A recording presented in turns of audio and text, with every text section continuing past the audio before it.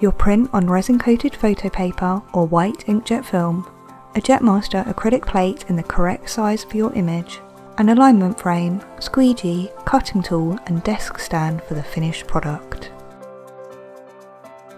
Start by removing a corner of the clear liner covering the adhesive on the back of the acrylic plate. Insert the acrylic plate into the alignment frame. Place your print face down into the alignment frame using the groove around the edge to ensure it is straight. Secure your print in place by applying light pressure to the area of adhesive you exposed earlier. Remove the acrylic plate from the alignment frame, then remove all of the clear liner to expose the rest of the adhesive. Secure your print in place using a squeegee to apply pressure and remove air. Use the edge of the acrylic plate as a guide to trim off the excess print media.